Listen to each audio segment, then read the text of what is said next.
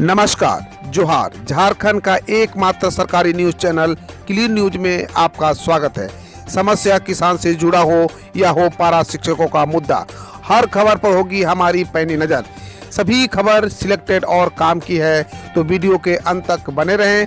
साथ ही आप न्यूज को किस गांव या शहर से देख रहे हैं, हमें कमेंट में ज़रूर बताइए।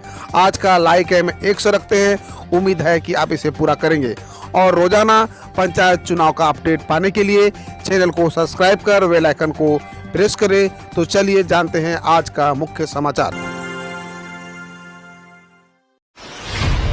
अनलॉक 4 से उम्मीद रखने वालों को हाथ लगी निराशा, जानिए फैसले में ऐसा क्या था। अनलॉक 4 का जिस क्षण का पूरे झारखंड वासियों को इंतजार था, वह क्षण आ गया। सरकार ने अनलॉक 4 के लिए फैसला सुना दिया है। इस बार हेमंत सरकार ने अनलॉक 3 के नियम को ही साफ तौर पर 4 बार थोप दिया गया है। इसका मतलब यह हुआ कि जो लोग सरकार की इस बार छूट की अपेक्षा रख रहे थे, उन्हें भी निराशा हाथ लगी है। अनलॉक 4 24 जून से 1 जुलाई तक प्रभावी रहेगा। मतलब लोगों को सरकार के अगले फैसले के लिए 1 जुलाई तक इंतजार करना पड़ेगा। अब लोगों की टकटकी अभी से ही 1 जुलाई पर टिक गई है। बहुत सारे वर्ग सरकार के इस फैसले से खुश नहीं है। उन्हें छूट की उम्मीद थी, लेकिन मिली नहीं। झारखंड में अगले सप्ताह भी अनलॉक 3 जारी रहेगा। सिनेमा हॉल, क्लब, बार, मल्टीप्लेक्स बंद रहेंगे। रविवार को बंद रहेगी सभी दुकानें। सीएम ने कहा, खतरा अभी टला नहीं। झारखंड में अगले 1 सप्ताह के लिए अनलॉक 3 ही जारी रखेगा। 1 हफ्ते के लिए चल रही सभी पाबंदियों पहले की तरह चलती रहेगी। मौजूदा हालात को देखते हुए आपदा प्रबंधन की बैठक में इसका फैसला लिया गया है। इसमें झारखंड में स्वास्थ्य सुरक्षा सप्ताह, आंशिक लॉकडाउन को 1 जुलाई तक के लिए बढ़ाने का फैसला लिया गया है। अब 1 जुलाई की सुबह 6 बजे तक पहले की तरह ही नियम और पाबंदियां लागू रहेगी। सरकार ने इस बारे में भी हर रविवार लगने वाले पूर्ण लॉकडाउन को यथावत रखा है। झारखंड में सभी जगह शाम 4 बजे तक दुकानें खुली रहेंगी। अनलॉक 3 के तहत सीएम हेमंत सोरेन ने स्वास्थ्य सुरक्षा में कई तरह से छूटें पहले की ही दे दी है। पीएम केयर फंड से झारखंड को मिले 4630 ऑक्सीजन कंसंट्रेटर, रख रखाव और निगरानी को मिली नसीहत। भारत सरकार ने झारखंड को 4630 ऑक्सीजन कंसंट्रेटर आवंटित किए हैं। पीएम केयर फंड से आवंटित ऑक्सीजन कंसंट्रेटर में 1636 5 लीटर प्रति मिनट क्षमता के हैं, जबकि 2994 10 लीटर प्रति मिनट की क्षमता के साथ है। भारत सरकार ने ऑक्सीजन कंसंट्रेटर मुहैया कराने के साथ ही उनके रखरखाव, निगरानी व उपयोग के लिए आईटी प्लेटफॉर्म दुरुस्त रखने की नसीहत दी है। आईसी कोषांग राष्ट्रीय स्वास्थ्य अभियान राज्य नोडल पदाधिकारी पठाने ने यह जानकारी बुधवार को मीडिया से साझा की।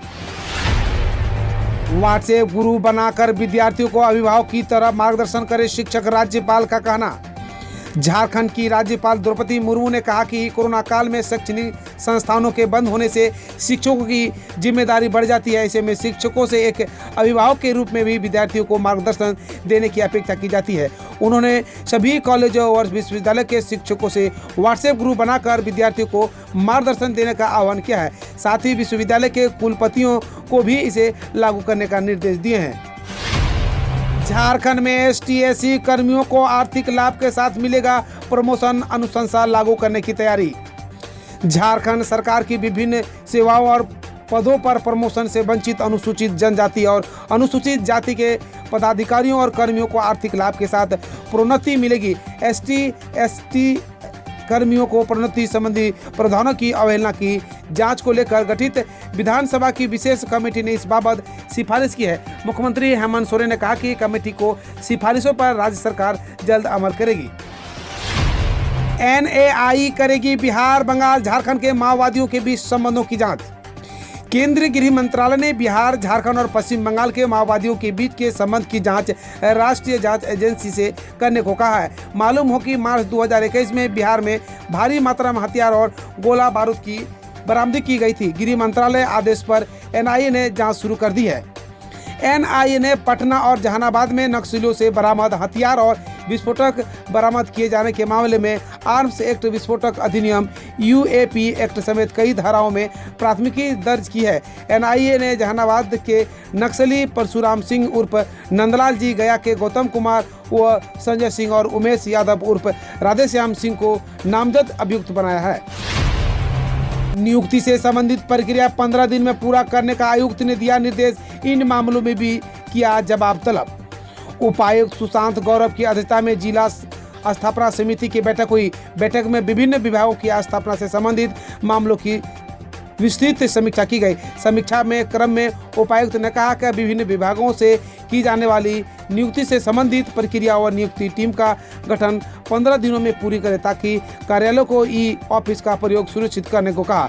उन्होंने कहा कि 4200 एवं उनके ऊपर के ग्रेड पे वाले पदाधिकारी 2 दिनों में ई ऑफिस की कार्रवाई पूर्ण कर ले। समीक्षा के क्रम में कर्मी एवं शिक्षकों के स्थानांतरण से संबंधित मामले पर टीम के द्वारा ससमय आवश्यक कार्रवाई सुनिश्चित करने का निर्देश उपायुक्त ने दिया है।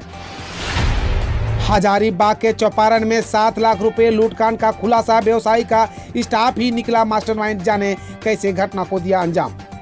झारखंड के हजारीबाग जिला अंतर्गत चौपारण में 7 लाख रुपए लूटकांड का पुलिस ने 12 घंटे में ही खुलासा कर दिया। इस लूटकांड का मास्टरमाइंड व्यवसायी का स्टाफ ही निकला।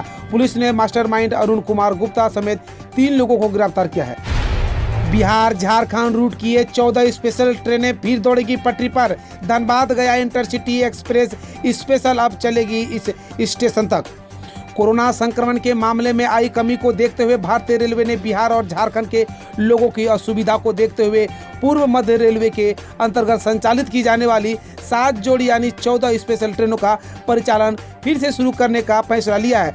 अभी ट्रेनों की टाइमिंग और ठहराव पहले की तरह होगा। इसमें बिहार झारखंड रूट की ट्रेनें शामिल है। सीएम हेमंत सोरेन की पहल पर उत्तर प्रदेश से मुक्त हुए 33 आदिवासी श्रमिक बंधक बनाकर रखे गए थे। मुख्यमंत्री हेमंत सोरेन की पहल से रांची के चान्हो प्रखंड निवासी 33 आदिवासी श्रमिक और उनके 9 बच्चों को श्रम विभाग के राज्य प्रवासी नियंत्रण कक्ष और पिया फाउंडेशन के संयुक्त प्रयास से उत्तर प्रदेश के देवरिया स्थित ईंट भट्टा से मुक्त करा लिया गया है।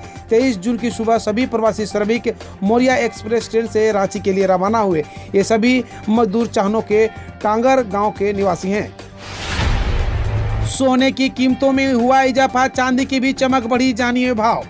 घरेलू सराफा बाजार में बुधवार को सोने और चांदी दोनों की कीमतें धातुओं के दाम में बढ़ोतरी दर्ज हुई है। HDFC सिक्योरिटीज के अनुसार राष्ट्रीय राजधानी दिल्ली में बुधवार को सोने के हाजिर भाव में 110 रुपये प्रति 10 ग्राम की वृद्धि दर्ज हुई है। इस वृद्धि से सोने के भाव बढ़कर 46,396 रुपये प्रति 10 ग्राम पर पहुंच गया है। सिक्योरिटीज के अनुसार वैश्विक स्तर पर कीमती धातुओं के दाम बढ़ने से घरेलू स्तर पर सोने के भाव बढ़े हैं। गौरतलब है कि पिछले सत्र में सोना 46,286 रुपये प्रति 10 ग्राम के भाव पर बंद हुआ था। सोने के साथ चांदी की घरेलू हाजिर भाव में भी बुधवार को बढ़ोतरी दर्ज हुई। चांदी की कीमत में 324 रुपये प्रति किलोग्राम की वृद्धि दर्ज हुई है। इस बढ़त से चांदी का भाव 66,864 रुपये प्रति किलोग्राम हो गया है। गौरतलब है कि पिछले सत्र में चांदी 66,540 रुपये प्रति किलोग्राम के भाव से बंद हुई थी। पीएम किसान की 8वीं किस्त अब तक नहीं आई खाते में, तो जानिए क्या हो सकते हैं कारण। पीएम किसान सम्मान निधि स्कीम के तहत भारत सरकार लाभार्थी किसानों के खाते में हर साल 6,000 रुपये भेजती है। यह रकम 2-2 हज़ार रुपये की 3 किस्तों रूप में किसानों के खातों में भेजी जाती है। इस योजना की 8वीं किस्त सरकार द्वारा लाभार्थी किसानों के खाते में भेजी जा चुकी है, लेकिन अभी भी कुछ ऐसे किसान हैं जिनके खाते में पीएम किसान योजना की 8वीं किस्त नहीं आई है। आज हम आपको बताएंगे कि क्या कारण हो सकता है जिनके चलते अभी तक कुछ किसानों के खाते में पीएम किसान की 8वीं किस्त नहीं पहुंची है। बैंक खाते से आधार लिंक ना होना। अगर आपके बैंक खाते से आधार लिंक नहीं है तो आपको डायरेक्ट बेनिफिट ट्रांसफर के तहत सरकार से मिलने वाली राशि में परेशानी आ सकती है। अगर आपका बैंक खाता आधार से लिंक नहीं है तो आपके खाते में पीएम किसान की किस्त ट्रांसफर नहीं हो सकेगी। इससे बचने के लिए किसानों को अपने बैंक खाते में साथ आधार को लिंक करवाना चाहिए ताकि उसे समय पर डीबीटी के जरिए सरकारी मदद मिल सके। पाक सेना संग काम करने वाले आतंकी बने बड़ा खतरा, general Bipin Rawat. Chief of defence staff general Bipin Rawat ने सशस्त्र बलों से चीन और पाकिस्तान से लगने वाली सीमाओं पर कड़ी निगरानी की अपील करते हुए कहा कि पाकिस्तानी सेना के साथ मिलकर काम करने वाले आतंकवादी अपनी दुष्टता से भारत के लिए कभी भी बड़ा खतरा पैदा कर सकते हैं। वैक्सीन लगाओ, इस विमान कंपनी के किराए में 10% की छूट पाओ। अगर आप विमान यात्रा की सोच रहे हैं और आपने कोरोना वैक्सीन की कम से कम एक डोज लगवा ली है तो इंडिगो से यात्रा करना आपके लिए फायदेमंद हो सकता है। विमानन कंपनी इंडिगो वैक्सीन के एवज में आपको किराए में 10% की छूट देगी। इंडिगो ने कहा कि इन सभी यात्रियों को किराए में आज से 10% की छूट मिलेगी जिन्होंने कोविड-19 के टीके की कम से कम एक डोज लगवा ली है। विमान कंपनी ने बयान में बताया कि छूट आधार बेस शुल्क पर दी जाएगी और यह छूट केवल सीमित वर्ग में उपलब्ध है। जम्मू कश्मीर पर पीएम मोदी के आमंत्रण पर सर्वदलीय बैठक से पहले राज्य में 48 घंटे का अलर्ट, इंटरनेट सेवा सस्पेंड। प्रधानमंत्री नरेंद्र मोदी के आमंत्रण पर गुरुवार को जहां जम्मू कश्मीर पर सर्वदलीय बैठक का आयोजन होगा। जम्मू कश्मीर के गुफकार गठबंधन में शामिल सभी दलों एवं कांग्रेस से इसमें शामिल होने की स्वीकृति दे दी है। हालांकि कांग्रेस का कहना है कि बैठक के न्योते के साथ इसका एजेंडा भी साथ में होता तो बेहतर होता। उधर आतंकियों की हरकतों को देखते हुए सुरक्षा बलों के लिए जम्मू कश्मीर में 48 घंटे का हाई अलर्ट ऐलान किया गया है। 24 को इंटरनेट सेवा को सस्पेंड किया जा सकता है। महाराष्ट्र में सरकारी अस्पतालों की 5000 से ज़्यादा नर्सें 48 घंटों की हड़ताल पर गई। विभिन्न मांगों को लेकर मुंबई के जे अस्पताल की 1300 नर्सों समेत महाराष्ट्र की सरकारी अस्पतालों की 5000 से ज़्यादा नर्सें बुधवार को 48 घंटे की हड़ताल पर चली गई। नर्सें 100% भर्ती, पदोन्नति और कोविड-19 के भत्ते की मांग कर रही है। नर्सों ने सोमवार और मंगलवार को 2 घंटों के विरोध प्रदर्शन के बाद यह कदम उठाया है। कोविड-19 वैक्सीन नहीं लगवाने वाले सरकारी कर्मियों को नहीं मिलेगा वेतन, उज्जैन के डीएम। उज्जैन के जिलाधिकारी आशीष सिंह ने एक आदेश जारी कर जिले के सभी सरकारी कर्मचारियों को 31 जुलाई तक कोविड-19 वैक्सीन लगवाने को कहा है। जिलाधिकारियों ने कहा कि टीकाकरण प्रमाण पत्र दिखाने के बाद ही सरकारी कर्मचारियों को जुलाई तक का वेतन दिया जाएगा। बकौल जिलाधिकारी जिले में 100% टीकाकरण सुनिश्चित करने के मकसद से ऐसा किया गया है। टेस्ट बल्लेबाजों की ताज़ा रैंकिंग जारी, अजिंक्य रहाणे को हुआ 1 स्थान का फायदा। आईसीसी ने टेस्ट बल्लेबाजों की ताज़ा रैंकिंग जारी की है जिसमें भारत के अजिंक्य रहाणे 1 स्थान चढ़कर 16वें पायदान पर पहुंच गए हैं, जबकि भारतीय कप्तान विराट कोहली 4थे नंबर पर बरकरार है। ऋषभ पंत 6 और रोहित शर्मा 7।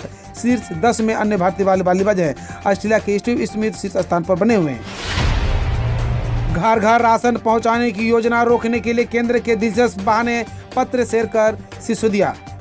दिल्ली के उप मुख्यमंत्री मनीष सिसोदिया ने राशन की होम डिलीवरी योजना पर केंद्र के खाद्य व सार्वजनिक वितरण विभाग का पत्र ट्वीट किया है। उन्होंने लिखा, योजना को रोकने के दिलचस्प बहाने, लोग पतली गलियों में रहते हैं, बहुमंजिला घरों में राशन कैसे पहुंचेगा? राशन गाड़ी ट्रैफिक में फंस जाती है, कोई अपना घर बदल लेगा, इसलिए योजना लागू नहीं होने देंगे। डेल्टा वेरिएंट तेजी से फैलने वाला अब तक का सबसे प्रभावी वेरिएंट है, WHO का कहना। WHO के हेल्थ इमरजेंसीज प्रोग्राम के एग्जीक्यूटिव डायरेक्टर माइक रयान ने कोविड-19 के डेल्टा वेरिएंट को लेकर कहा कि तेजी से फैलने वाला यह अब तक का सबसे प्रभावी वेरिएंट है। उन्होंने बताया कि डेल्टा वेरिएंट उन कमजोर लोगों को हमला करेगा जो बहुत बीमार होंगे, उन्हें अस्पताल में भर्ती होना पड़ेगा और उनके मरने की आशंका हो। माल्या, नीरव चोकसी की 9,371 करोड़ की संपत्ति बैंकों व सरकार को ट्रांसफर की गई। प्रवर्तक निदेशालय ने बताया कि उसने भगोड़े कारोबारी विजय माल्या, नीरव मोदी और मेहुल चोकसी के मनी लॉन्ड्रिंग मामले में अब तक 18,170.20 करोड़ की संपत्ति कुर्क जब्त की है, जो बैंकों के अनुसार 80.45% है। बकौल ईडी उसने कुर्क जब्त संपत्ति में 9,371.17 करोड़ सरकारी बैंकों और केंद्र सरकार को ट्रांसफर कर दी है। रविंद्र जडेजा बने दुनिया के number 1 test allrounder. WTC final के बीच आईसीसी ने टेस्ट ऑलराउंडर्स की ताज़ा रैंकिंग जारी की है, जिसमें भारत के रविंद्र जडेजा 386 रैंकिंग पॉइंट्स के साथ 1 स्थान पर ऊपर चढ़कर शीर्ष पर पहुंच गए हैं। वेस्टइंडीज के जेसन होल्डर दूसरे नंबर पर हैं, जबकि भारत के रविंद्र अश्विन 4थे पायदान पर बरकरार है। इंग्लैंड के बेन स्टोक्स तीसरे नंबर पर हैं। अब अगले चुनाव पर कम होंगे दाम, पेट्रोल डीजल की कीमत पर राहुल गांधी ने किया कटाक्ष। कांग्रेस नेता राहुल गांधी ने पेट्रोल डीजल की कीमत में बढ़ोतरी को लेकर कटाक्ष करते हुए कहा कि अब अगले चुनाव को समय पेट्रोलियम उत्पादों के दाम में कम होंगे। उन्होंने कीमतों में पिछले कुछ महीनों में हुई बढ़ोतरी को दर्शाने वाला ग्राफ भी शेयर किया है। वहीं राजस्थान के बाद ओडिशा में डीजल की कीमत 100 लीटर पार हो गई है। ओलंपिक दिवस पर पीएम ने ओलंपिक में भारत के प्रतिनिधित्व करने वालों को दी शुभकामनाएं। प्रधानमंत्री नरेंद्र मोदी ने बुधवार को ओलंपिक दिवस पर कहा कि मैं उन सभी सराहना करता हूं जिन्होंने इतने वर्षों में भारत की प्रतिनिधित्व ओलंपिक में किया। उन्होंने आगे कहा, अन्य एथलीट्स को प्रेरित करने उनके योगदान को प्रयास के लिए राष्ट्र को उन पर गर्व है। कुछ हफ्तों में टोक्यो ओलंपिक 2020 शुरू होंगे। हमारे दल की शुभकामनाएं। टीआरपी हेरफेर मामले में मुंबई पुलिस ने दायर की चार्जशीट। अर्बन गोस्वामी को बनाया गया आरोपी। टीआरपी हेरफेर के मामले में मुंबई पुलिस ने 1800 पन्नों की दूसरी तरफ पूरक चार्जशीट दायर की है। इसमें रिपब्लिक टीवी के editor in chief urban Goswami व एआरजी ऑटलियर मीडिया से 4 अन्य को आरोपी बना गया है। गौरतलब है कि मामले में 9 महीने पहले एफआईआर दर्ज हुई थी और पुलिस अब तक 13 लोगों को गिरफ्तार कर चुकी है। हम रोज ऐसे ही न्यूज लाते रहेंगे, तो यदि आपने अभी तक क्लीन न्यूज को सब्सक्राइब नहीं किया है तो पहले फटाफट सब्सक्राइब कर लें, साथ ही बेल आइकन को दबा दें ताकि कोई अपडेट मिस ना हो।